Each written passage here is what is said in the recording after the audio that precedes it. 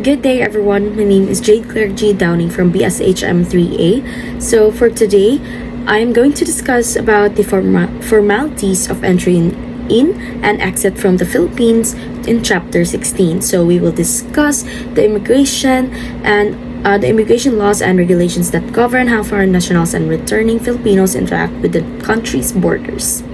So for the learning objectives, first is to identify various government requirements for foreigners to enter the Philippines. Next is to explain the importance of a valid passport when traveling. Then enumerate the privileges of Filipino covered by the Balikbayan program. Then discuss the dual citizenship law.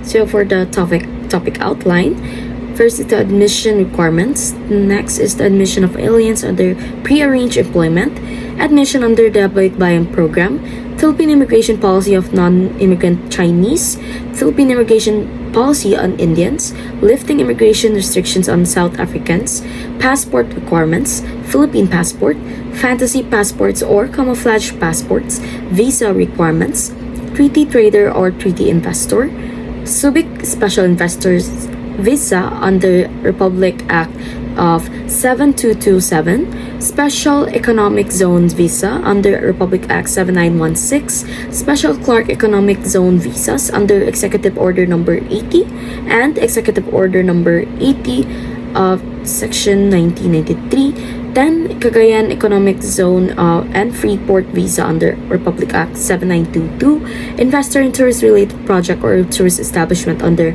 Executive Number of 63, additional requirements prior to entry, extension of stay, exclusion of foreigners, deportation of foreigners, then detention of foreigners and travelers, then exit requirements. So when it comes to entering the Philippines, the first thing you'll need is a valid passport. So this is non-negotiable. But depending on where you're from and why you're visiting, you might also need a visa. There are a variety of visa types such as tourist, student, business, and more, each with its own set of requirements. For example, tourists generally apply for a visitor's visa, while people coming for work need a specific work visa. So the goal here is to ensure that people entering the country are here for legitimate reasons and are following the right process. Balikbayan program. If you're a Filipino who has been living abroad for a year or more, or even a former Filipino who's naturalized elsewhere, this program is for you. So it lets you return to the Philippines without the need for a visa, and you get a 1-year stay once you arrived. It's a great way to reconnect with family, visit old friends, and even retire here without the hassle of regular immigration requirements. This program helps support the return of overseas Filipinos, allowing them to integrate smoothly into the country. Entry requirements for specific nationalities. So not all countries have the same entry rules. So for example, nationals from countries like China, India, and Taiwan must apply for a visa before arriving.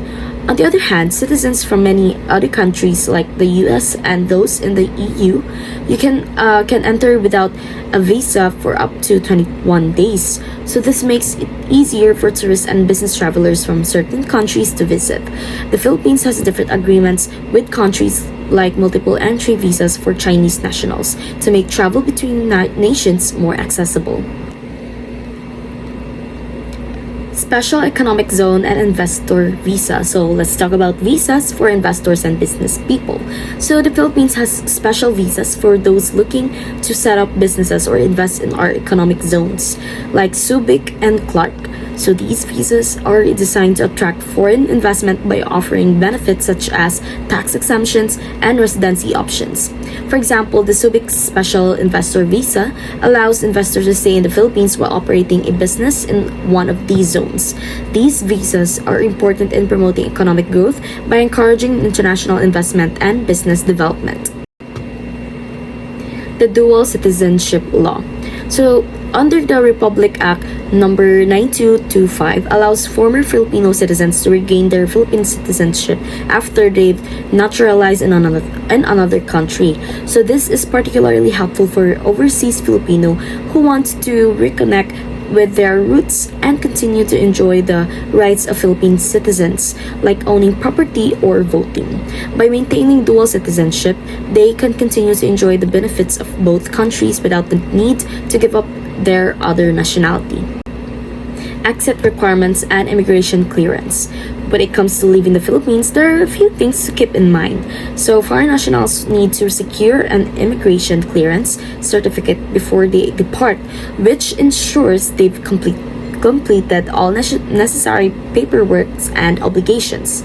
Filipinos, especially those leaving to work abroad, need an overseas employment certificate to verify that their employment abroad is legitimate. So this process ensures that people leaving the country have the proper documentation and are compliant with the law. Deportation and exclusion of foreigners.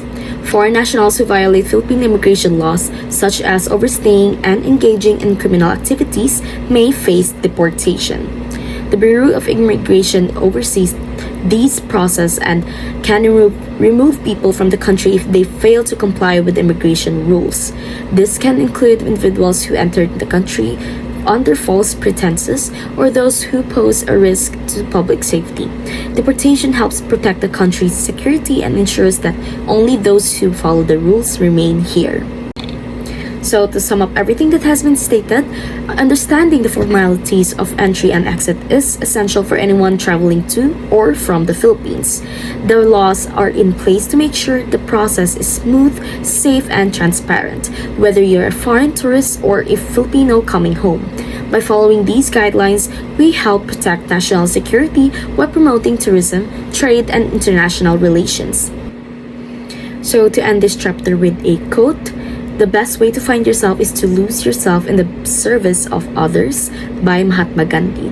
So this quote means that true personal growth and fulfillment come from selflessly helping and serving others. So that's all, everyone. Thank you for watching this video, and once again, I'm Jade Claire G. Downing from BSHM 3A, and see you on the next chapter.